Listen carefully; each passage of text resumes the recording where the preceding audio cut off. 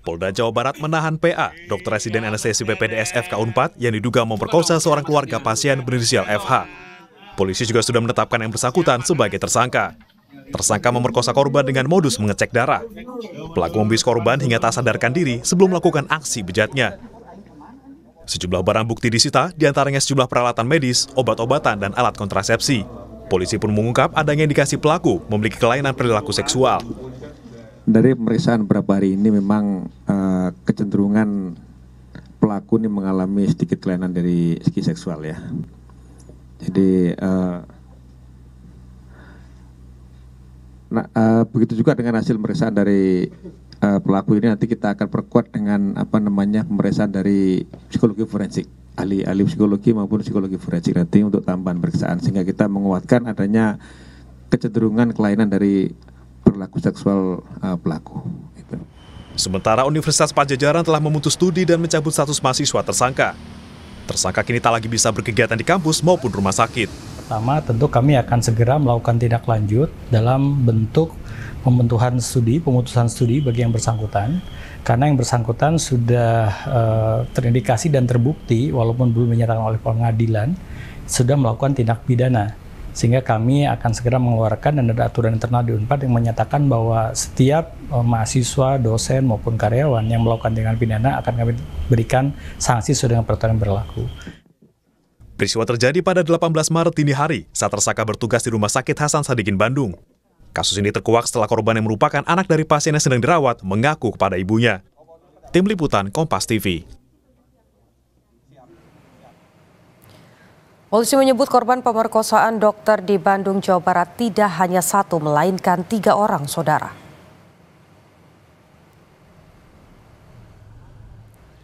Polisi menyebut 2 korban tambahan ini merupakan pasien. Namun, kedua korban belum melakukan pelaporan resmi ke polisi. Polda Jawa Barat terus menyelidiki kasus pemerkosaan ini. Polisi juga meminta korban lain yang juga diduga dilecehkan pelaku untuk melapor ke polisi.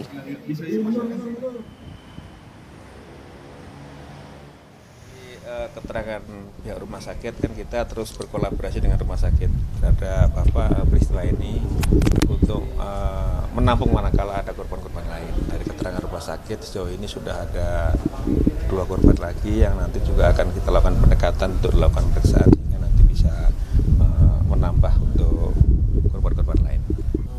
Dua-duanya kebetulan pasien. Pasien itu di peristiwa yang berbeda dan juga korban berbeda, waktu yang berbeda. Pak, ini apakah 2 korban yang pasien itu dilakukan di bulan Maret juga atau beda bulan? Kita sedang mendalami keterangan kedua-duanya ya. Yang jelas itu beda waktu dan beda beda orangnya. Sudah ada 3 orang diduga menjadi korban pemerkosaan dokter di Bandung, Jawa Barat. Ada apa di balik kasus ini? Sudah bergabung bersama kami ahli psikologi forensik Reza Indragiri untuk mengetahui lebih lengkap. Kita tanya secara langsung, Pak, melihat peristiwa yang bahkan hari ini sudah dinyatakan begitu oleh polisi, korbannya ternyata bukan hanya 1 orang saja. Bagaimana Anda melihat kasus ini? Memang sejak awal saya menyemangati teman-teman di Kepolisian Polda Jabar untuk mencari tahu adakah kemungkinan korban lebih dari 1. Ada 2 alasan mengapa saya membangun spekulasi itu. Pertama, dari pemberitaan media massa yang saya simak, saya menangkap kesan betapa oknum dokter ini sangat fasih dalam melancarkan aksi jahatnya. Kecil kiranya kemungkinan yang bersangkutan bisa dikategorikan sebagai pelaku perkosaan impulsif. Namun sebaliknya, besar kuat dugaan saya mengatakan bahwa pelaku ini adalah pelaku perkosaan yang terencana, bukan impulsif. Karena fasih, karena terencana, maka saya bayangkan kefasihan itu adalah hasil dari proses belajar. Belajar dalam pengertian berulang kali melakukan kejahatan serupa, semakin terampil dia melancarkan aksinya, barangkali semakin canggih pula cara bagi dia untuk meloloskan diri dari jerat hukum. Itu alasan pertama. Alasan yang kedua, mengacu pada studi, memang menjadi sangat menakutkan. Mudah-mudahan tidak memunculkan efek yang dramatis. Tetapi ada studi yang menunjukkan bahwa kalau kita berbincang tentang pelaku perkosaan berulang, ternyata rata-rata korban adalah 5,8 orang sebelum sampai si pelaku diproses hukum. Saya ulangi, untuk pelaku perkosaan yang berulang, dalam kurung residivis, acap kali butuh sampai 5,8 orang korban sampai yang bersangkutan kemudian diproses hukum. Nah, dua alasan inilah yang menjadi dasar bagi saya untuk sekali lagi membuka kemungkinan ada korban lebih dari satu.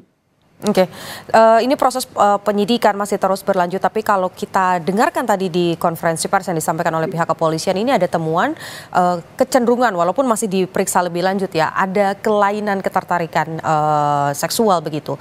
Apakah Anda melihat bahwa jangan-jangan ini sengaja digunakan untuk kemudian lari dari proses hukum yang seharusnya ya dipertanggungjawabkan oleh pelaku, mengingat korbannya sampai saat ini 3 dan bahkan tadi Anda sampaikan bisa 5 sampai dengan 8 begitu ya kalau ini sifatnya terencana. Sambil tetap menghormati kerja yang dilakukan oleh Polda Jabar, izinkan saya untuk lagi-lagi tidak habis pikir bagaimana penyidik justru seolah bekerja dengan menggunakan mindset penasihat hukum. Yaitu bukan dengan misi untuk mencari cara, membangun narasi, melakukan pembuktian agar pelaku dihukum seberat-beratnya, tapi sadar tidak sadar, sengaja tidak sengaja, justru seolah mencari celah agar yang bersangkutan dikenakan peringanan hukuman. Saya tidak begitu bersepakat bahwa pada titik penegakan hukum seperti sekarang ini, otoritas kepolisian lebih-lebih justru mengangkat narasi tentang kemungkinan bahwa oknum dokter tersebut memiliki kelainan seksual. Implikasinya apa? Pertama, terbuka ruang bagi kita untuk berdebat apakah kemudian kelainan seksual itu sekiranya ada berimplikasi atau tidak terhadap proses hukumnya. Satu. Dan yang kedua, kalau tadi saya mencoba membangun anggapan bahwa oknum dokter ini terkategorikan sebagai pelaku perkosaan yang terencana, tapi kalau kemudian dianggap bahwa dia memiliki kelainan seksual, entah apa itu jenisnya, maka lagi-lagi terbuka ruang spekulasi bahwa jangan-jangan dia adalah pelaku perkosaan impulsif. Dua hal ini sekali lagi justru menggiring kita untuk suka tidak suka berpikir tentang kemungkinan adanya peringanan-peringanan, adanya pemakluman-pemakluman. Kita tidak lagi berpikir tentang punitif, menjatuhkan hukuman berat yang membuat sakit si oknum dokter, tapi berpikir tentang rehabilitasi. Memang Undang-Undang Tindak Pidana Kekerasan Seksual berbicara tentang pasal rehabilitasi bagi pelaku. Tapi saya yakin bahwa seluruh umat manusia pada saat ini ingin agar oknum dokter yang menakutkan ini dihukum seberat-beratnya. Mindset semacam itu yang semestinya secara konsisten dipakai oleh teman-teman penyidik. Bukan secara salah kaprah menggunakan mindset ala penasihat hukum terdakwa. Oke, kita tentu berharap ini peristiwa ini tidak terulang lagi begitu. Tapi yang kemudian jadi pertanyaan juga, Pak, tadi kan disampaikan bahwa ini ada indikasi sangat jelas ini bisa dilakukan secara terencana. Apakah kemudian bukan hanya korban yang bisa bertambah jumlahnya, tapi pelaku ini juga bisa bertambah jumlahnya? Poin bagus. Sejak awal juga saya mengatakan tampaknya akses ke obat-obatan, akses ke zat kimia, akses ke instalasi farmasi di rumah sakit yang bersangkutan tampaknya perlu diaudit untuk mengecek ada tidaknya, paling tidak kelalaian bahwa ada zat-zat tertentu, ada obat-obatan tertentu yang ternyata bisa dipakai, bisa diambil oleh oknum dokter bukan untuk tujuan kepentingan pasien tapi untuk kepentingan selain itu. Nah, kalau ada oknum-oknum, anggaplah di bagian farmasi atau apapun itu namanya, yang ternyata melakukan kelalaian, sehingga akses terhadap zat-zat tersebut tidak terkendali, tidak terkontrol secara pasti, maka terbuka kemungkinan bahwa ada pasal-pasal pidana lain yang boleh jadi mengena ke oknum-oknum lainnya. Dengan kata lain, kita tidak lagi semata-mata bicara tentang kasus perkosaan atau kekerasan seksual, tapi boleh jadi ada kasus kelalaian terkait dengan masalah obat-obatan dan sejenisnya. Oke, kalau kita lihat dengan polanya begitu ya, walaupun kita tidak boleh mendahului proses penyidikan dari kepolisian begitu, tapi kalau melihat dari apa yang terjadi, siapa korbannya, siapa pelakunya, ini modusnya kenapa bisa terjadi begitu? Karena kan kalau masyarakat berharap ketika datang ke dokter pulang sehat begitu ya, bukan malah menjadi korban kekerasan seksual begitu. Nah, kalau Anda melihatnya, apa yang kemudian menjadi pemicu dan menjadi modus dari peristiwa ini, Pak?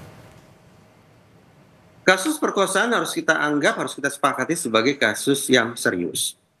Dari sekian banyak bentuk kekerasan seksual, inilah kekerasan seksual yang paling keji, sehingga sudah sepatutnya pelaku dihukum berat. Namun kenapa kemudian peristiwa perkosaan yang satu mendapat perhatian yang sangat luas dari masyarakat adalah tak lain tak bukan karena berlangsung TKP-nya adalah tempat yang selama ini kita asumsikan sebagai lingkungan yang menyehatkan. Lingkungan yang menjadi tempat orang untuk memperoleh kesembuhan, bukan untuk mendatangkan penderitaan. Itu satu. Dilakukan pula kabarnya oleh oknum dokter. Orang yang selama ini kita anggap punya profesi mulia. Menyembuhkan, menyehatkan, mengobati, menghilangkan penderitaan.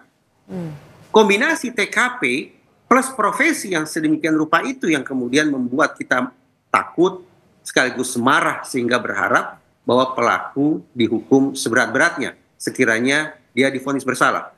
Terkait dengan rangkaian peristiwa, izinkan bagi saya untuk mengatakan betapapun ini menakutkan, tapi sungguhnya tidak terlalu luar biasa. Kenapa? Saya bayangkan bahwa kedudukan seorang dokter dengan pasiennya atau keluarga pasiennya berada pada posisi yang timpang. Power asimetri. Dokter adalah pihak yang memegang kendali, memegang kontrol, memegang kuasa atas diri pasien atau keluarga pasien. Dokter pula yang barangkali menempati kasta tertinggi di rumah sakit dibandingkan misalnya anggaplah perawat ataupun lainnya. Nah, kombinasi semacam ini ditambah lagi ternyata ada lingkungan yang sedikit banyak tampaknya tidak begitu terawasi dari sisi keamanan. Itulah yang menciptakan tanda petik sebuah situasi ideal sehingga terjadi kekerasan seksual sedemikian rupa. Oke, baik, ini proses penyelidikan masih terus berjalan. Kita tidak berharap ini juga terulang lagi. Tapi singkat saja Pak, singkat saja.